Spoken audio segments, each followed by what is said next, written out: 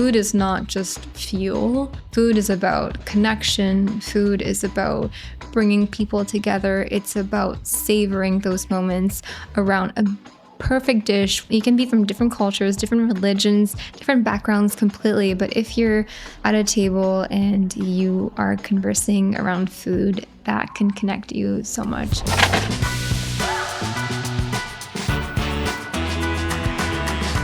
Hello. This is diabolical.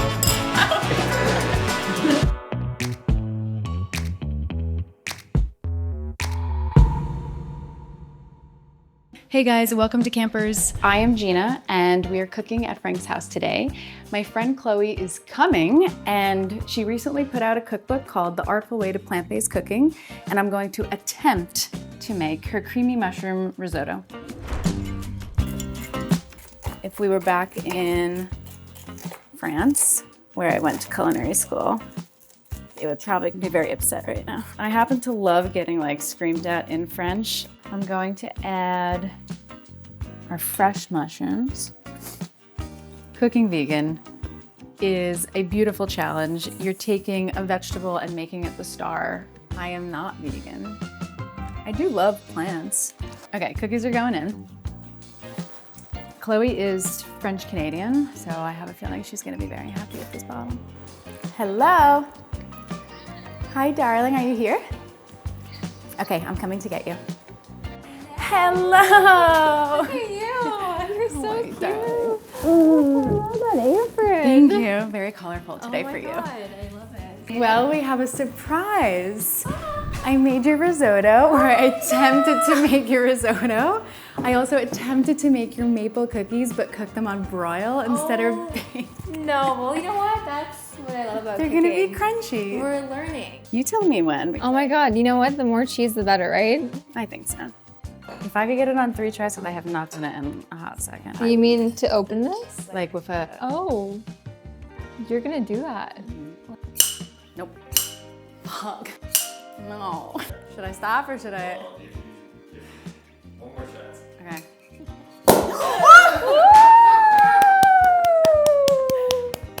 All right. Yay! I love. Thank you so much for being here. I know we've already started our drinking, but can I refresh your glass? Absolutely. Hold on. It's a lovely noise. Perfect. My favorite sound. All day. Hi, welcome to Campers. I'm your host, Gina Bruno. Campers is a conversation with food people, and today my guest is Chloé Crane-Leroux. Hi. Hi. I'm so excited that you're here. Thank you for having me. Yes. I almost want to dive first into how we met, which is your book launch at this space, which is Frank's house. Yes. And it was probably the most people I've ever had in this space. And it was the most beautiful moment I've ever had in Frank's. Thank you. There was a lot of people in this space. It was bopping, that's for sure. But it was such an amazing time. I mean, it was definitely one of the highlights of my life, of course, because it was such a big day for me. But having it here was so special, and meeting you and creating a friendship after that was, beautiful thing. We were kind of drawn to each other. Yes, we were. Yes, that was an amazing moment. Your book is sensational. I have read it from start to finish. Oh my God. I think my most prominent moment is you telling the story of you and your mother driving through Mallorca, really almost falling off the cliff, stuff coming out of the car, taking it slow, taking a breath, and making it to your destination. I love that you read our cookbook because it's not something that's super common. And I don't know, people just go into cookbooks to just kind of go to the recipes, but there's really funny anecdotes and stories in our cookbook, and it's obviously a family story. And I know that you're really close with your family, so it's just really fun to kind of tell those little stories of what happened throughout the whole process of doing a cookbook, and also just learning to, cook and be with my mom and that process together. So thank you for reading that. Oh my gosh. Yeah. Can you tell me, was it you that wrote all of the recipes, or did your mom have some intake in some of that process? So I wrote all of the recipes, but we are always kind of cooking together.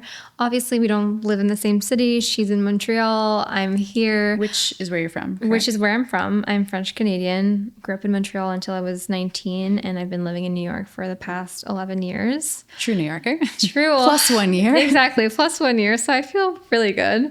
But we often see each other, which is amazing. We're so close. We're not only mother-daughter, but we're besties. We're business partners. We really have a beautiful relationship, but I'm definitely the cook. And what I always say is really funny is that most people would think, oh, well, your mom taught you how to cook, or your grandmother. That's like the romantic story that people assume, because we obviously are very, like, we like to romanticize our life, but it's actually the opposite. Like, I taught her, which is a funny story because I didn't grow up vegan or plant-based, and obviously she didn't either, but I was the first one to kind of jump on that train, and I did that 10 years ago, so kind of at the same time that I moved to New York.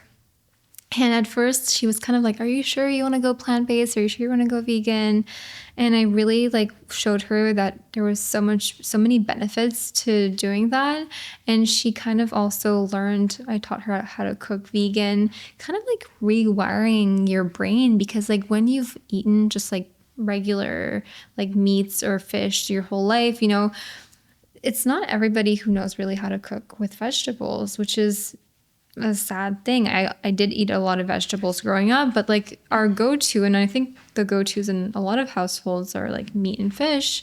So, kind of remaking these staples that I was having as a kid, and just removing the eggs, or, being able to remake recipes was really fun. And that was kind of the process that we did together, which was because really now your great. mom is also, of course, yes, plant-based, vegan. Exactly. But when did she become vegan? Because you were a few years and then she kind of followed in your footsteps. Probably 3 years after me. So It's been 7 years for her, something like that. Wow. Yeah. So it's great. I had the pleasure and privilege of making a dish from your book, which was sensational. And you heard my comments where I actually would not have known.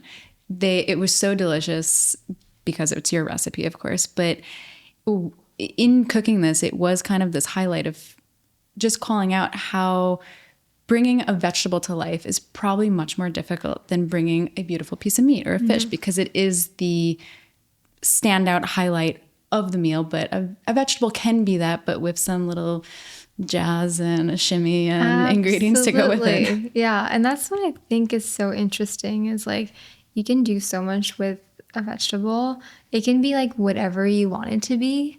And, it's just about adding flavor, texture, spices. And I think that it's just really about learning how to cook it or, interpret it.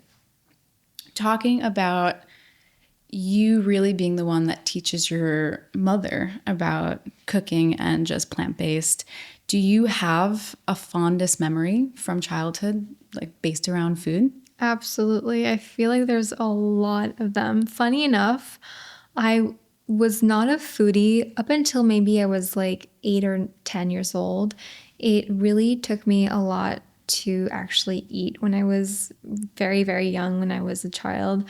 And I think it's mostly because I did not like meat or fish. And that's what you're being served. Exactly. And I think my mom got it at the end. She was like, okay, well, I'm sure that she always said, I'm sure that when you'll move out, you'll probably become a vegetarian. And it's exactly what happened.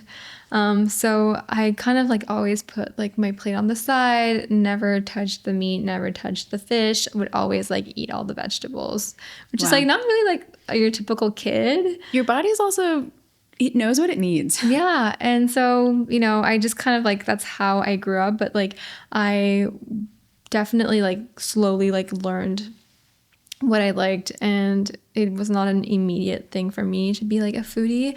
But we would have this tradition, which we still do, like today is that we would always have pancakes every Saturday. Like That's so literally lovely. every single weekend, it was like Saturday pancake day.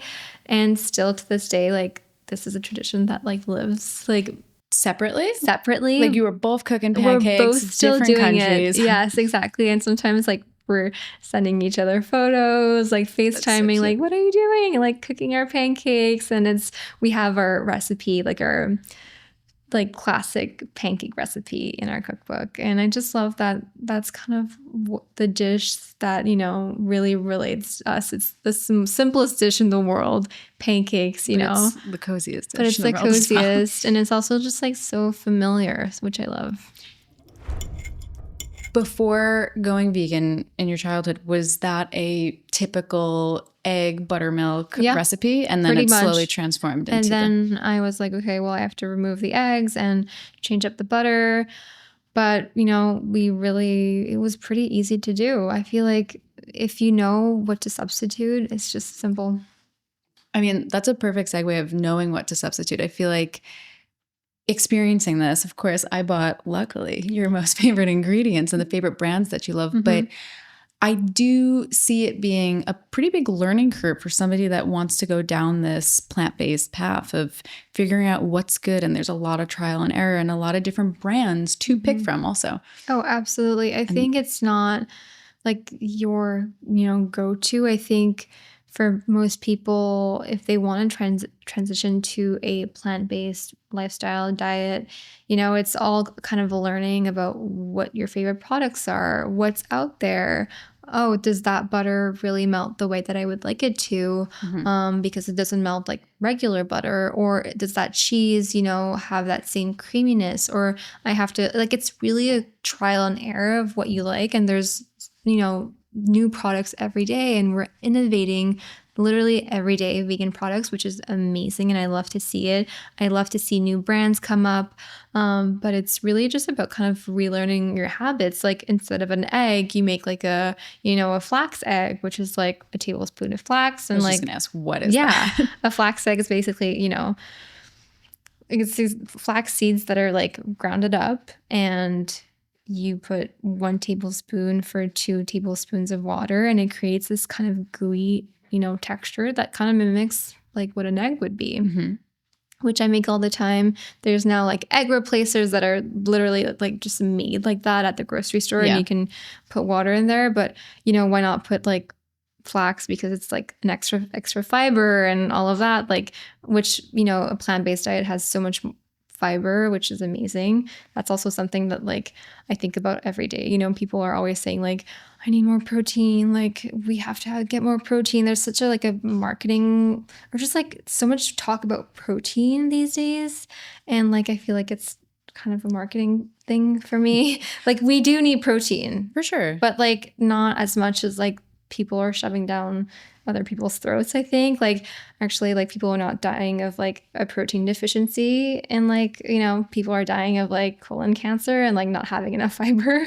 So like, you know, having more fiber is like so important. So I think like adding those, you know, extra like fibers in your daily meals, like, you know, a little sprinkle of hemp seeds, a little sprinkle of flax seeds, like that will literally like help your gut in all the ways. Which is also a very popular topic of the world these days. Absolutely. It's just gut health. Gut and health. Yeah. all of the above. Exactly. Last family question. Yeah. Do you have any like specific family tradition other than the pancake that maybe is around a holiday or a special time of the year that you continuously do that is, of course, around food? I mean, Christmas is a really big one for us. Okay. Christmas is probably my favorite holiday. Me too. I just love, I think it's around the food, like being around family. When I was growing up, we would always make lobster for Christmas, which Will you still dabble? I have never gone, and I have never like eaten lobster since I've been vegan, but that's definitely the one thing that you can't mimic. You know what I mean? Yeah. Like there's no lobster. So that's definitely something that I miss, and I wouldn't go back to it. So I think, you know, there's so much around Christmas time, around the holidays that I love about food, like the desserts, the cakes. I mean, you indulge during the holidays. Yeah, you unbutton your pants too. Yeah, and that's okay. I love As it that. should be. As it should be. Like, I loved your book so much, truly. thank you. And you have done all the photography, which is wildly impressive. But I do know that you started your career as first fashion photographer, but like quickly turned food photographer. Mhm. What was the highlight of setting up, doing the lighting, like setting the stage basically for your book? And did you have a vision for it prior to, or did you show up and you're like, well, that's that. And we're just gonna, like, tell me. So I threw a lot of questions at you. It's good. Going back to like my career, like for a quick second, like I always kind of knew. I was 12 years old and I was like, I want to become a photographer. And it had always been, something that I was thinking about. And I had told that to my parents when I was really, really young. And they were like, okay, sweetie, like you'll probably change your mind. And I never did. And then I went to university, studied photography. And I came to New York because, as you know, New York is the fashion capital of the world. I mean, I guess Paris is, but we won't tell them. But but I really thought that I would be in the fashion industry, but I had a lot of internships, and as I was kind of working in the fashion industry, I was like, actually, I don't think this is where I'm meant to be. And on the side, I was getting a lot of food contracts and being more in the food space, and it was quite quick that I realized that that was really where I wanted to be in my life, and where I felt the happiest was around food people, in the food space, eating, There's probably a drastic difference of person from fashion to food. Drastic. And the thing is that I just felt like also, which might be a bit controversial or not, because to me, fashion people were like, superficial, cynical, and, were kind of always just talking behind people's backs. And it was always like, it was kind of that I just didn't like that kind of fashion industry. And then when I turned to the food space, people were happy and joyful, and it was, all about they're eating all exactly. And I just felt like, okay, this is just much more where I belong. And when I was doing food contracts and just shooting cookbooks and shooting for food companies, I was like, this is truly where I belong. And I always knew that, obviously, like I wanted to shoot my own work. And I wrote a first cookbook in 2017, which I don't think a lot of people know. It was only available in French, and it was called Saison, which is seasons. And it was only available in Canada and in France. And it was a beautiful cookbook that I absolutely adored. And I also shot that cookbook. Wow. I loved that. And then I always knew that I wanted to write a second cookbook. It was always a dream, but I had a very different vision for the second one. And my mom and I kept talking about it. And we knew that we wanted it to be warm tones, like just feeling very warm and cozy, Mediterranean, like basically like the feeling that you have when like the sun hits your face on a warm day. Like that's like the kind of feeling we wanted to exude with this cookbook. You did. Oh, thank you. But it's kind of what I wanted in the photography as well. So that's why we went to shoot it in France and in Spain. What part of France? We actually went to Bordeaux to shoot it, or like in the outskirts, in the countryside, which was amazing. And then we went to Spain, we went to Mallorca, and we went Your travels were. Oh yeah, and we went to like a really small town near Girona, in like the Costa Brava, and it was just magical. I mean, my favorite chapter, I would say, is Dinner with Friends. Mm-hmm. I want to cook every single recipe in that chapter. But I have to ask you, how did you come up with situating your chapters the way you did? So we always wanted to kind of make a moment. For us, like this whole cookbook was about moments rather than just recipes, which obviously recipes we love and are important, but the moments behind the recipes are actually so incredible. Not only like creating the recipe, like we just talked about, where you can, create recipes with friends, with family, and you're there and you're having a conversation while you're making the recipe, but also when you're at the table and you are just enjoying it. Most of our food moments like are what are so special. Like the times around food are really truly about the moments. So we really wanted to kind of divide all the chapters in those specific moments. So we have, date night, friends for dinner, we have solo suppers, which I Which is love. really important. I feel like not too many books situate any ingredient list for one person. Mm-hmm. It's usually for 4+, which is Absolutely. beautiful. And I will usually make that for myself, even if I'm cooking for one. We love those leftovers, right? We love leftovers. As your most honest critic, I will tell you, when I was looking through the book from start to finish, my relaxed, like home cook brain was like, this is wonderful. I feel so relaxed. I feel so happy. As the trained chef working in a kitchen, I'm like, what's happening? Mm-hmm. Like, I need to know where my grains are. I need to know and it was like this perfect, like dividing moment of like, which brain do I want to feel here? And I really leaned into the more relaxed, like, no, this is the way it should be. Mm-hmm. It also went very well with how you styled it and how you portrayed the writing. And it's a very relaxed approach to how you explain your recipes as well, which some cookbooks are really intense. This was a very inviting, I don't want to use the word easy because some of your recipes they're complicated, but they're very friendly. Like, you're not scared to approach these dishes if you are not, say, somebody that cooks on the regular, which is really nice.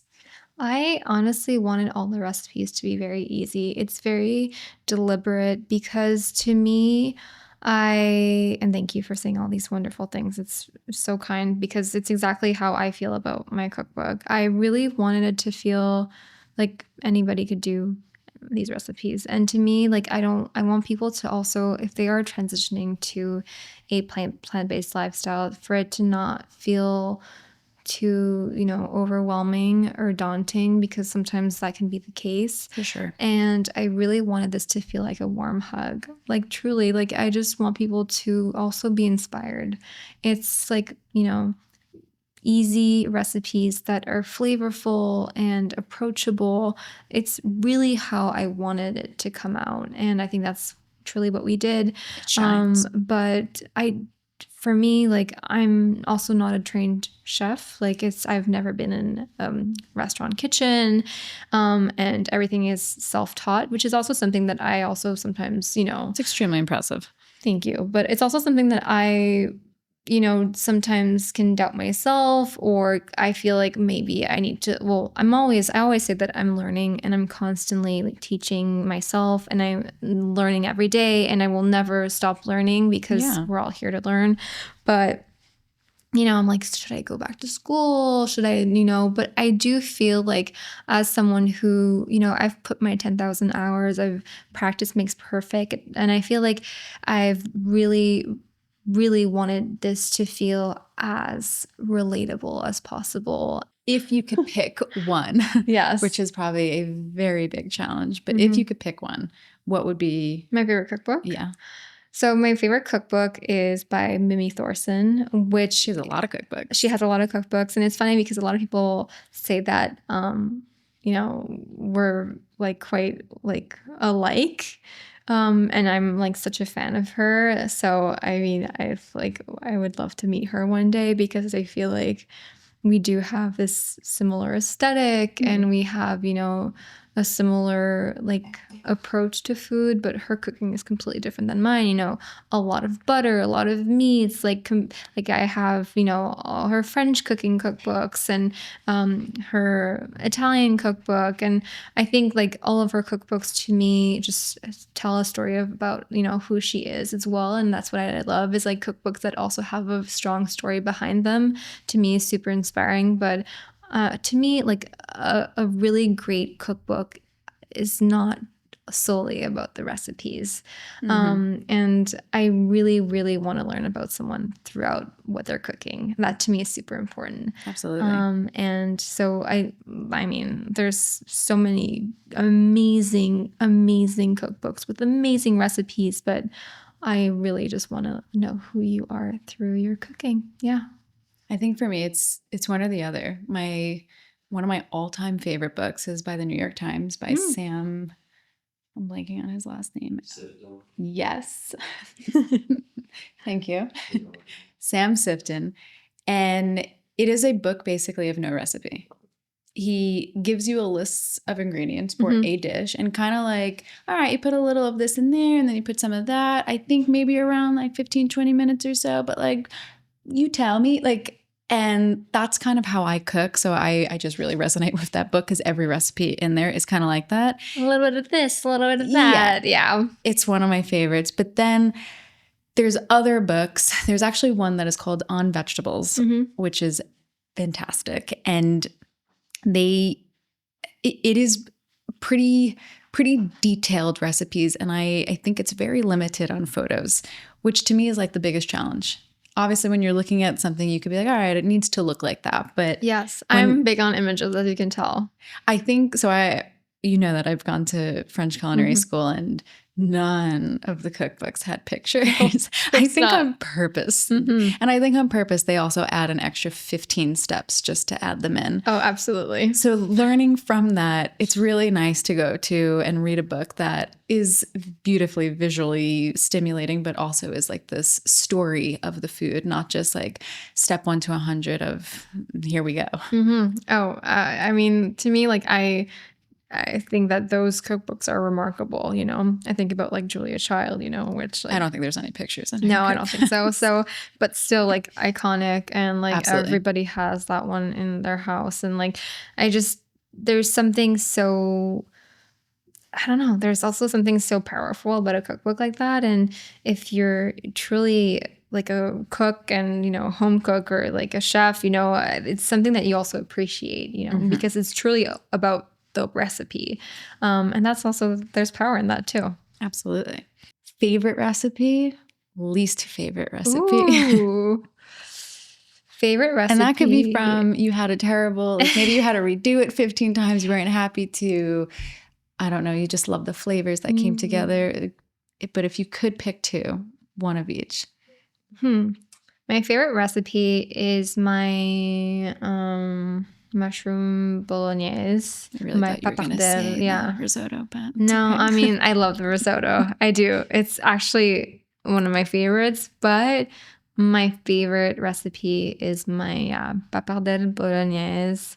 I just think that I've made it so many times. Like, it's a staple in our household. Like, and everybody loves it. There's not one person that's like, literally every person I've made it for, whenever I go to their house, they're going to make it for me. That's special. Which is really special.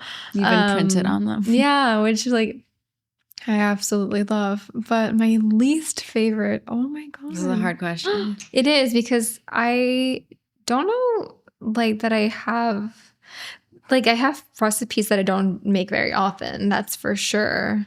All right, I'm really curious about your career because it has had many different hats. Fashion to food photography but you dabbled in food photography for a bit. You were there for like a while. 10 years, yeah. For 10 years. Yeah. COVID happened. COVID I mean, you happened. could paint me the picture. I'm painting you the picture of yourself. Please do. COVID happened. Can't go on set. You quickly pivoted and you leaned on social media, specifically Instagram? Yeah. Okay. And then tell me the rest. I mean, because now you have really created a hell of a personal brand for yourself. Thank you. Yeah, I feel like I've touched many different areas. I wear many different hats. Depends on the day. Which I love, honestly. Like, no day looks the same. And I think that's what I love the most about my life, is that there's always great surprises, you know? And it was kind of also a challenge, truthfully, because I always had this idea that I would be a photographer my whole life, which I mean, you don't not become a photographer. Like I still am. Like it's I was going who to say, I am. it's still so embedded in what Of course. you do. And like all my skills and knowledge are still there. Like I literally pick up a camera all the time, and I could still go and shoot a campaign if I would want to. But I did that for really as a job, more like 12 years. I was, shooting campaigns and cookbooks, and I traveled a lot for work. Actually, I was working with a lot of different wine brands. I worked with wine brands in South America, in France, in Europe, and I would travel kind of to go photograph these different wine pairings and different foods, and would talk to chefs. And that's kind of where my love for food also, and like for cooking, really started, is because I was working with so many chefs throughout my photography career. Like I would be on set with them, so I would really see what they were doing and like how they were interpreting a meal and how they were cooking it. And if often it was like a steak or something non-plant based, of course, but I was always thinking to myself, okay, let me kind of see how they're doing it, and like I'll try to recreate that same thing at home. Same flavors, but on a vegetable. Exactly. So that's kind of what I did. And I was loving doing that. And then in 2020, of course, we all went through it. We all had the pandemic. And I think it was May 2020. I had like about 40,000 followers because I was sharing my photography on Instagram. And I was telling myself, okay, well, I haven't been on set in 4 months, 3 months, and I don't know what to do next. Life was so uncertain. And I was like, let me just turn to social media. And instead of sharing my photography work, I'm going to share a bit more of myself and like my personal little day-to-day life. And then August 2020, I know that Reels came to Instagram, and I didn't even have TikTok. I was TikTok really scares me. Yeah, it's a really bit scary. And I mean, I feel like, I don't know, like I guess I was like late on that train because of like, I don't know, I'm not old, but like obviously. I think we're the same age, like right? 30. We're both 30, turning 31. But so, anyways, that was like kind of slow for me, but when the Reels came, I was like, okay, I'm going to really commit to posting Reels every single day. Every day. Yeah, which I did. What were you posting about? I was doing like very aesthetic videos, which is kind of how I really started. And then I was really growing super quickly. And I was like, okay, well, I really want to share recipes. And I actually was starting to also give like cooking classes on a platform, which was really like super, different from that. So I was like giving cooking classes on this platform, and I was like, well, I'm doing like cooking classes on this platform. So like, why don't I just like share my recipes on Instagram? And that's kind of how I really started doing it. And that was like picking up, and I was loving it. And I was like, you know what, like I really, really feel like this is my calling. And I always wanted to do a second cookbook. So I was shooting recipes, posting them, and grew really, really quickly. And in like 4 years, I grew to like 1.3 million followers on Instagram, which is crazy. That is a huge jump. Mm-hmm. When was the spike? So you went from 40 to 1.3, but like when was that? Well, it really happened super gradually. Okay. I had a really intense spike a year and a half ago. It was fall of 2023, where I think I had like 650,000 or 700,000 followers. And then in a month and a half, I grew 300,000 in a month. It was like what insane. Does that even look like when you open your feed? Does it literally give you a number of you have this many new followers? Yeah. Well, can't say I've experienced that. Well, I think that like cap is always like 100 followers. 100 so plus. They don't tell you really. But it was crazy because what I was noticing is that like I was kind of shocked and like didn't really feel anything. Like I was so happy for me, but it was kind of like more shocking about like how other people like were treating me. Which is how so? Like people in your life or you're following? No, people in my life. Interesting. I think it was, I think sometimes like people think that when you grow super fast, like you're bound to like change or like to feel like you're, better. But I was kind of just more overwhelmed, and I think people were feeling a little bit like, oh, well, that's some true colors showing up real bright. Yeah, exactly. So, but it was, going back to, how it happened, I think it was quick and, well, it took time because I feel like it also was, a process of putting a lot of work. Like I worked. I mean, you said you posted one reel a day for how many years? 2 years. Consistent. You never missed a day. I don't think so. Or maybe like a day, but like it was every single day. And I really, feel like that's also why I grew, because I was really putting in the work. Consistency. But, I think social media is a tough place, not only because of like just there's so many people on that platform, but also you constantly have to feed the beast, and it's kind of, it can be definitely overwhelming. It can be such a beautiful thing because you connect with people and you get to meet so many amazing people throughout social media, but also it's a constant battle of like, well, I need to just keep producing and you like have to feed the beast, literally. Exactly. And we're just, we're not wired for that. So can I ask you, when on your Instagram journey, we're in COVID, you start to devote every single day a reel. Was there a goal put in play? And when did, say, your first brand reach out to you and say, hey, we would love to work with you? And if you wouldn't mind telling us what that brand was. Mm-hmm. I mean, I don't remember what the first brand was, because I had still, even when I was doing my photography work, I still was doing a little bit of content on the side. So that was prior to COVID.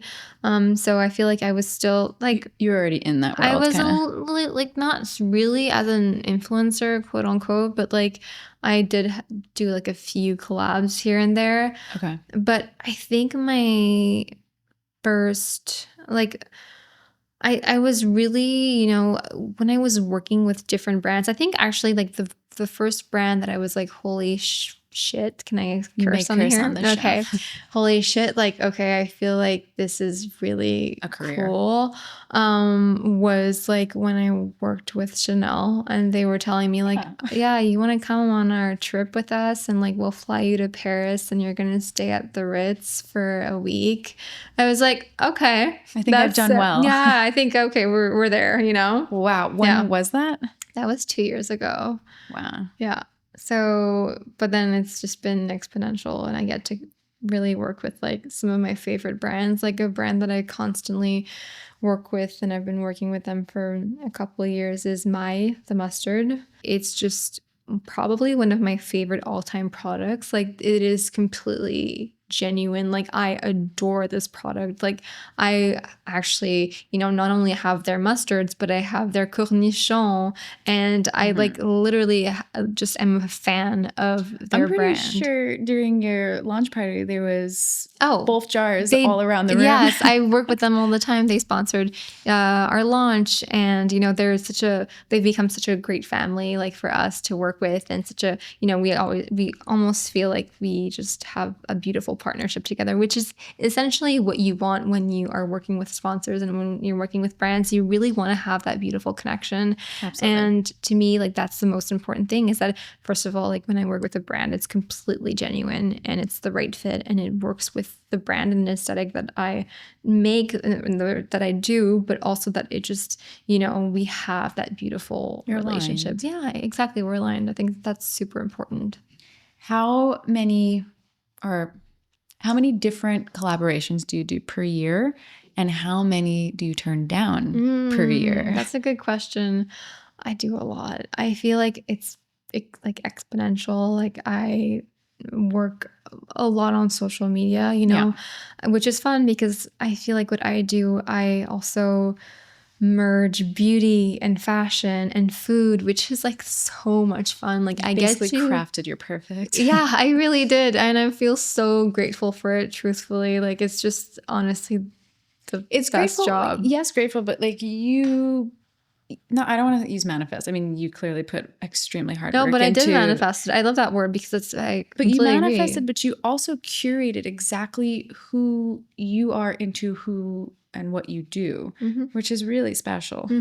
Yeah. With a touch of food. I mean, Yes, no, and I love that. To me, like, I really, really love that I'm able to weave in all these different things. And I do a lot of collaborations, and I work with my management team, which I absolutely adore. So, I don't know, a year or many, like I would say probably a month, like maybe 8 or 10 per month. and Different brands. Wow. Which, like, some people might say that that's a lot or too much or not enough, whatever. Who cares what people say? And I sometimes turn down brands that I do love as well, because either I'm feeling too overwhelmed, or, there's something, like there's an ingredient that is not, vegan or plant-based that like kind of makes me feel like I don't want to be able to, promote that, or I feel a bit off. I'm, or like it's not good timing, or, and like sometimes I think it's super important to do that, because when you work with a brand and you work on social media, people will feel if it's not genuine. People will feel that it's forced, and you need to be careful about that, because the people that follow you really look up to you, and I think the people that follow you, you're like their friend, and it's like if you were like telling your friend like, this is an amazing product, but if you don't believe in it, exactly, like I would never tell you go put this like cream on your face, but then I don't even like use it, or I don't even know anything about it. Like I would never say that to you. So I would not do that to my followers either, or to my, I don't like to say that to my followers, but like to the audience that like, follows me. So yeah, I think it's super important to stay genuine and really work with brands and collaborators that you love, for sure. Do you have a brand and or a person that you aspire to work with and want to work with? Absolutely. And we can give them a little shout out. I mean, I almost feel like if I know you well enough, which is not terribly well, but well enough, I almost know what you might say. Well, I feel like I always say his name. Oh, then no, I don't know. Okay. Well, then like I have a few people, but like whenever someone tells me like, who do you want to like collaborate with it, like in the like ever, I always say Stanley Tucci. He just looks like an amazing person. I feel like we could cook together. It would be a funny conversation. I don't know. I feel like that would be a really fun person to meet. Kind of feel like you're a stone throw away from oh my God, reaching out and I would out. really love that. That would be amazing. But I say 2026. Oh my God, yes. You see? Manifesting. I love that. But also, like, if I were to like go back to what I was saying earlier, like Mimi Thorson would be an amazing person to also collaborate with. I think that we could really, I don't know, I feel like our whole worlds like could, come together really perfectly. And a brand. And a brand. Oh my God. I mean, I think that there's many brands that I would love to work with, especially like plant-based brands, which I would really, really love to work with. BioLife, I feel like we cooked with. We cooked with. They're an amazing plant-based cheese brand. I'm almost surprised that you have not. I know. Like, guys, call me. They'll see this and they will. Please. But oh gosh, there's so many brands I want to work with. I mean, there's fashion brands I want to work with. There's luxury brands I want to work with. Can I tell you who I thought you were going to say? Yes, please. I was going to ask you. What is your favorite stove? Oh my God. Yes. Okay. So I have two. Okay, tell me. They're also competitors. So, Well, pick wisely. Pick wisely. But I mean, whoever sends me an oven first, right? So La Cornue. Of course. Please send me an oven. Or La Conche. I'll settle for either of them. I don't know that brand. They're both amazing. I mean, I can say which is probably better. But the first one. I'm just I don't know. If one of you sends me an oven, I'll settle for either. All right, we're manifesting that as well. You do need one of those in your. Oh, absolutely. It's the epitome of the French. Like that dies with you. That oven dies with you. This is like a piece of jewelry that you pass on to like your children. 100%. Absolutely. And it gets better with age. It does. Like I just, You have to have like the gold brass one. It just like ages beautifully. And I had the Yeah. pleasure of cooking on one in Provence. Mm-hmm. We stayed at this castle Airbnb. It was one of those things where here's the key, like the room is to the left. There might be other people. We're like, okay. There was no one else in the space. So we just like kind of took it upon ourselves to make it our home Oh my and God. got approval to cook. I think I walked away with 5 burns. Wow. Mhm. Why? And I've been cooking, but I mean, the whole oven, top, bottom, side, left, right, it heats up. I mean, Mhm. you have to be very careful. And there, Yep. it was a huge, I think it was 4 ovens put together. So Yep. it created the island. Mhm. Unbelievable. I mean, the cooking experience was amazing, but yes, I walked away with some battle scars. So I guess I need another one to practice on. Absolutely. And the thing is that what I love about cooking scars, that might sound like a little bit weird, but like, Battle wounds. yeah, I don't know. They feel like they're like just part of your journey into I love the ones that cooking. stay. Yeah, same. And when I was in kitchens, especially Missy, which our good friend Nate, who's a part of our amazing team, came to visit me while I cooked there many times, actually. That is when I looked ill in the sense of how many little burns there were. Yeah. I was put on steak and I was put Wow. on bread a lot, which I loved. Having to cook these huge pieces of meat. I know this is a very No. vegan forward, but I don't think I knew how to cook a piece of meat before that experience. Wow. That's amazing though. I did, but I didn't. You know, like No, it was it's like you got so to precise. learn. Mhm. But when you're working with ovens like this, it's a whole different ballgame. It is not your stove and oven in your kitchen. It is. It has nothing to do. So if you could see yourself in the future, even a year from now, I mean, I love asking people 5 years, but I feel like that's a far jump. Where and what do you see? Specifically where? Because I know you have France in your head. So it's funny because if you had asked me that, like, 5 years ago, I would have been like, oh, in 5 years, I am going to be doing these campaigns as a photographer and I'm going to, have a child. And that could literally be like further from my life right now. Like, oh my God, like children? No. You know what I mean? Like, I it's have just like, one. yeah, I understand. It's literally like so. I feel like life is so uncertain. I don't know. Life has been so uncertain for me, like for the last 5 years, especially since the pandemic. I feel like I've never really been able to have like a clear vision. Like I know exactly like what I would love, but like I'm leaving that door open because I prefer that, I'm going to leave things to flow in my life. And I really, really like that mindset. But like, I would love to be able to have a house in Provence, which I spend a lot of time in, and, being able to live there, Part-time or part-time. Okay. I would ease into part-time because I think that I'm still a city girl at heart, but I do love that balance. And Provence is a place that really, truly has my heart. I feel so, so, so peaceful there. I just feel like that's where I truly thrive, honestly. It is the epitome of peace. You look one direction, it's a lavender field. You look the other direction, it's a sunflower field. Yep. Like then a vineyard on your right. Like it's perfection. It and really is. The smell that you get at any corner is unbelievable. Rosemary everywhere. Yeah. I'm just like, I'm so inspired when I'm there. So, trying to find a house there. Absolutely. I mean, I would love to. I'm manifesting maybe a TV show in France. So I don't know. I'm leaving Maybe. that door open. So I would love that. Some kind of series would be really, really fun.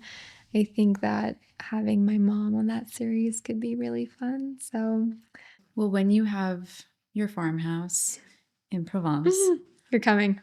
I'll buy a plane ticket as soon as you sign that piece of paper. Please. And put me to work. Please. I literally keep saying, like, I want this house to be the house of everybody. Like, I want this to be an open door house where people come and go, where if I'm not there, you can be like, you know what, Chloe, can I come for like a week and stay with my husband? And I'm going to be like, yep.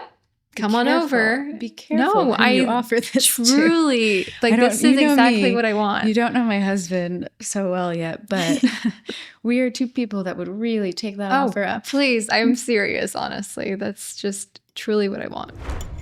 If you could give somebody, I don't know, any type of pointer that wants to enter into the social media lifestyle or social media food, any type of personal brand, what would it be?